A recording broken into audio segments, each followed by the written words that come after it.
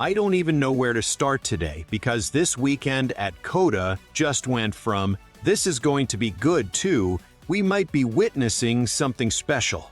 The atmosphere in Austin is absolutely electric, and if you have been paying attention to the garage area, you can feel the tension in the air because we are standing on the precipice of a weekend that could fundamentally change the history books of NASCAR forever.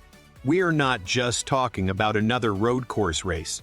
We are talking about a generational collision of talent, statistical domination, and the harsh, brutal reality of a sport that takes no prisoners.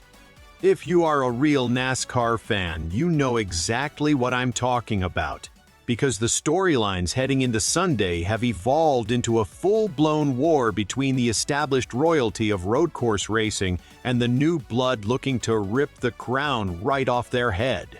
But before we dive into the bombshell data that has emerged about Shane Van Gisbergen and the absolute chaos that Connor Zilisch has unleashed on the field, do me a quick favor. Hit that like button and subscribe. NASCAR Nation Decoded is still a new channel, and we're pushing hard toward our first 1,000 subscribers. If you want unfiltered analysis and deep dives that the mainstream broadcasts are too afraid to touch, you belong here with us. So join the family and let's grow this community together. Now, let's get into the absolute madness that went down in qualifying, because what we witnessed was not just speed. It was a statement. Connor Zilisch didn't just put the car on the pole. He went out there and completely destroyed the field in a way that we haven't seen from a rookie in a very long time. When you look at the lap times, it wasn't even close. He laid down a lap that was so precise, so aggressive, and so technically perfect that it sent a shockwave through the entire paddock. We are talking about an 18-year-old kid who stepped into the 88 car and drove it like a 10-year veteran, finding grip in the braking zones that nobody else knew existed. The way he attacked the S's and managed the traction out of the slow corners was nothing short of generational. He is not just here to participate, he is here to take over. And that pole position run was a warning shot to every single driver in the garage, including his Trackhouse teammates. But while Zilisch was cementing his status as the next big thing, we have to talk about the brutal side of this sport. The side that nobody likes to acknowledge until it happens to their favorite driver. The entry list for COTA was stacked, and the harsh reality of qualifying means that not everyone gets to dance on Saturday. We saw legitimate contenders, guys who pour their heart and soul into this, get sent home before the green flag even drops. It is a gut punch to see talented drivers like Josh Williams struggle to find the speed when it matters most. The owner point situation is a nightmare, and when you combine that with a shortened practice session and the immense pressure of road course qualifying, you get a recipe for heartbreak. It is a harsh reminder that at this level, speed is the only currency that matters. And if you don't have it, the trailer is packed up and you are watching from the couch.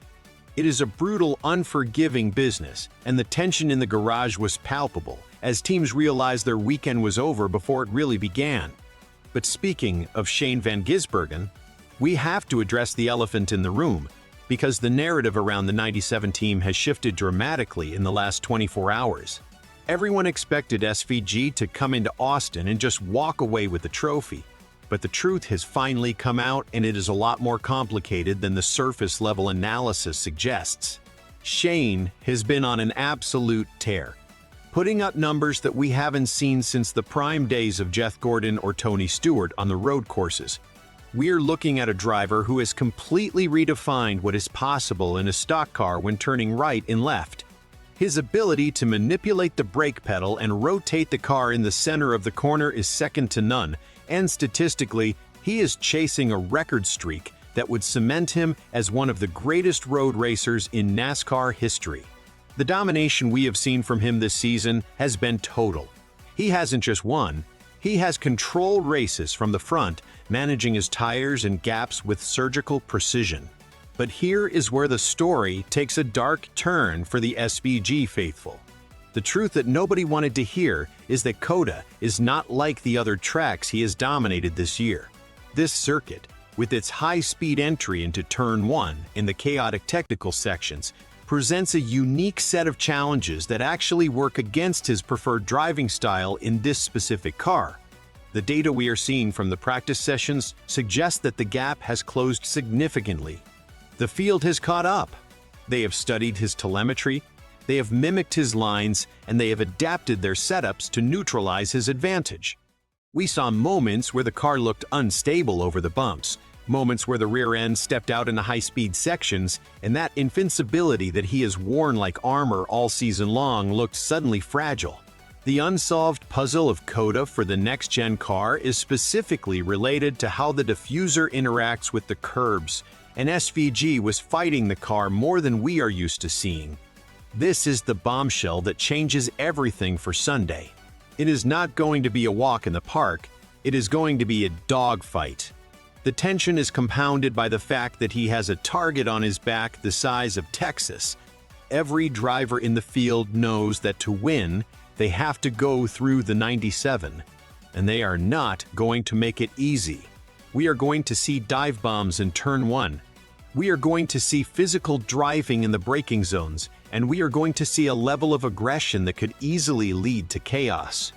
The truth is that Shane is vulnerable this weekend in a way he hasn't been all year, and that vulnerability creates opportunity for guys like Zilisch, Allmendinger, and Larson to strike. This sets the stage for a showdown that is going to be absolutely legendary. We have the young prodigy on the pole, looking to prove he is the future. We have the established king of road courses trying to defend his territory and keep a historic streak alive while fighting a car that isn't handling perfectly. And we have a field of hungry, desperate drivers who are willing to tear their equipment up to steal a win. This is the recipe for one of the best races of the year, or an absolute disaster of twisted metal and carbon fiber in turn 1. The storylines are converging into a single moment of truth. Will Connor Zilisch convert that raw speed into a race win and officially announce his arrival as a superstar? Can Shane van Gisbergen overcome the setup struggles and the closing competition to prove once again why he is the best in the world?